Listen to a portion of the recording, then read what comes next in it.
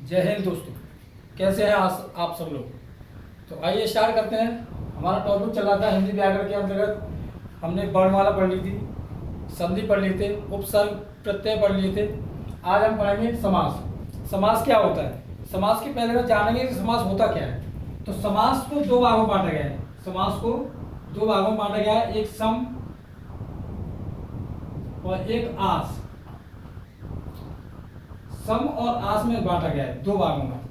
तो सम का मतलब होता है संक्षिप्त। सम का मतलब क्या होता है, संक्षिप्त होता है।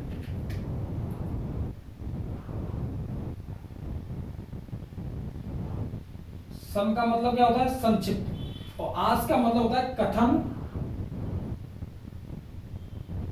या शब्द। कथन या शब्द। तो इसका मतलब ये हुआ कि समास संक्षिप्त कथन या शब्द है। समास क्या है, संक्षिप्त कथन या शब्द है। तो इसका मतलब यही होता है समास का। और समास दो ही भागों में बांटा गया है। समास दो शब्दों से मिलकर बना है, जैसे हमने अभी आपको बताया। तो समास की डेफिनेशन क्या होती है, ये अगर आप लोगों ने देख लिया हो अच्छी तरीके से तो मैं इसे रफ कर देता हूं, क्योंकि यहाँ मुझे समास की डेफिनेशन लिखनी है। तो इसे मैं मिटा देता हूं, इसे मैं इधर लिख देता हूं। समास दो शब्दों से मिलकर बना है। नंबर एक पे सम और नंबर दो पे आस। तो सम का मतलब होता है संक्षिप्त,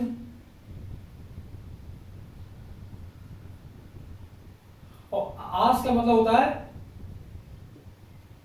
कथन या शब्द। तो आइए स्टार्ट करते हैं। समास की डेफिनेशन क्या होती है। समास की डेफिनेशन होती है दो या दो से अधिक शब्दों के मेल से, दो या दो से अधिक शब्दों के मेल से मिलकर बने हुए नए सार्थक शब्द को समास कहते हैं। जैसे दो या दो से अधिक, दो या दो से अधिक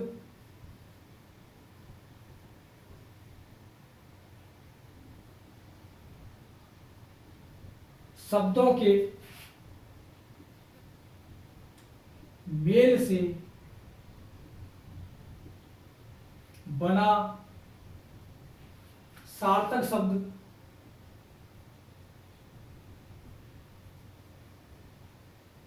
सार्थक शब्द क्या कहलाता है, समास कहलाता है। क्या कहलाता है, समास कहलाता है। समास कहलाता है।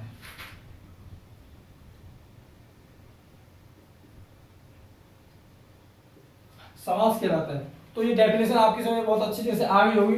मैं एक बार इसे पढ़ देता हूं।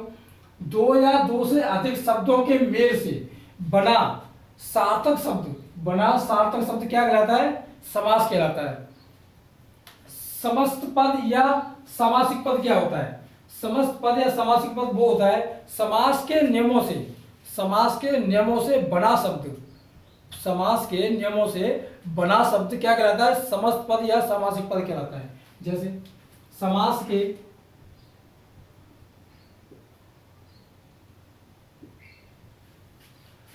के नियमों से बना शब्द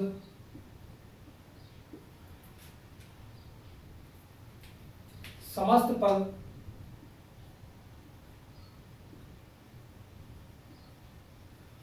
पद या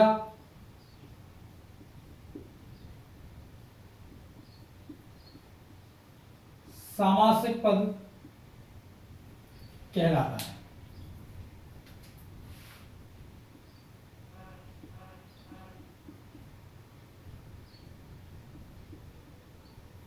तो हमने क्या देखा, तो हमने देखा समस्त पद या सामासिक पद क्या होता है। तो समास के नियमों से बना शब्द, समास के नियमों से जो शब्द बनता है उसे क्या कहते हैं, समस्त पद या सामासिक पद कहते हैं। तो ये डेफिनेशन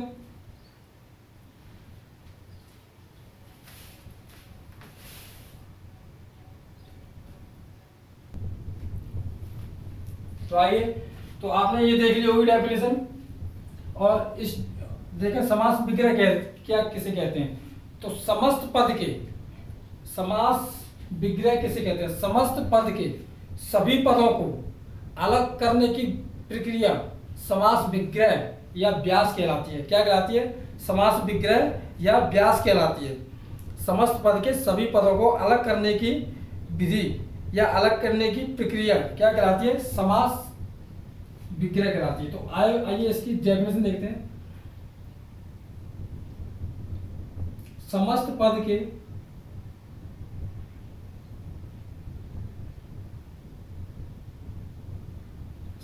पद के सभी पदों को, समस्त पद के सभी पदों को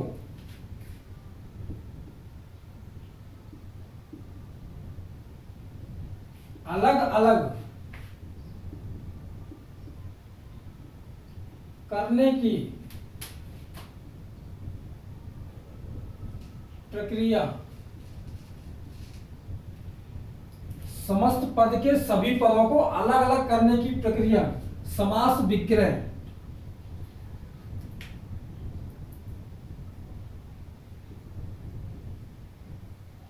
समास विग्रह या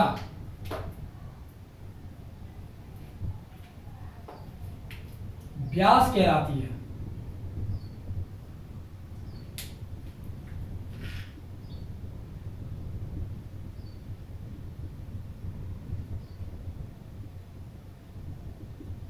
तो हमने क्या जाना, तो आइए एक बार और पढ़ लेते हैं। समास विग्रह, समस्त पद के सभी पदों को अलग अलग करने की जो प्रक्रिया होती है उसे समास विग्रह या व्यास कहते हैं। क्या कहते हैं, समास विग्रह या व्यास कहते हैं। जैसे एक इसका एग्जाम्पल है नील कमल, एग्जाम्पल है इसका नील कमल। अगर इसका समास विग्रह करेंगे, समास विग्रह करेंगे तो इसका क्या होगा, नीला है जो कमल, नीला है जो कमल, नीला है जो कमल। अब यहां से आगे देखेंगे, इसका एक और एग्जांपल होता है चौराहा। क्या होता है, चौराहा।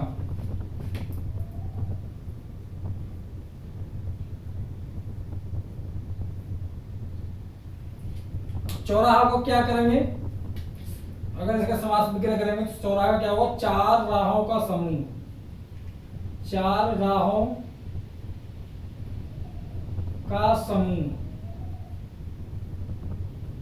चार राहों का समूह। तो हमने ये 4-5 टॉपिक पढ़े, 4-5 ये पॉइंट पढ़े और ये समास नहीं है, ये समास की सिर्फ और सिर्फ क्या है, रूपरेखा है। क्या है ये, समास की ये रूपरेखा है। आज हमने सिर्फ और सिर्फ समास की रूपरेखा बताई आप लोगों को, और रूपरेखा आपकी समझ बहुत अच्छी तरह से आ भी गई होगी, मैं जानता हूं। लेकिन इस रूपरेखा में एक पॉइंट और आता है आपका, इस जो समास होता है, समास में भी दो पद होते हैं, समास के पद, यहां लिखे हैं समास के पद।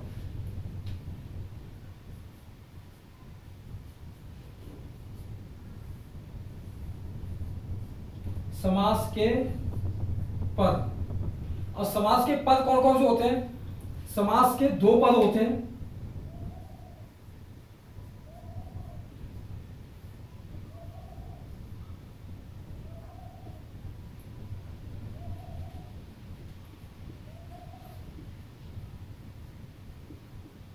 समास के दो पद होते हैं, एक होता है आपका उत्तर पद और एक होता है पूर्व पद। क्या होता है, एक होता है उत्तर पद, नंबर एक होता है आपका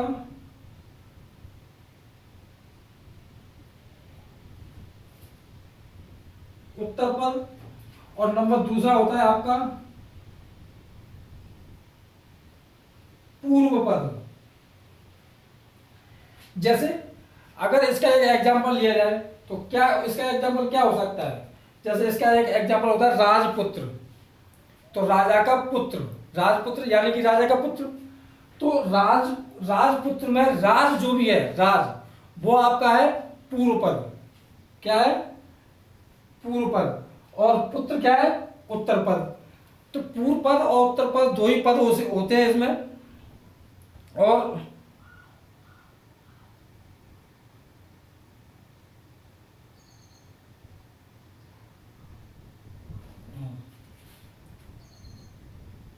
तो आइए इसका एक एग्जाम्पल लेते हैं।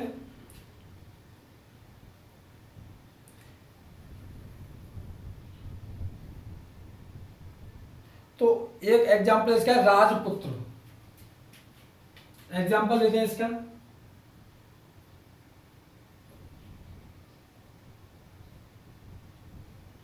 राजपुत्र। अब राजपुत्र में पूर्व पद यानी कि पहला पद कौन सा है? तो इसका जो राज है ना, राज ये पहला पद है। जो आपका ये राज लिखा है ये आपका पूर्व पद है। क्या है? पूर्व पद।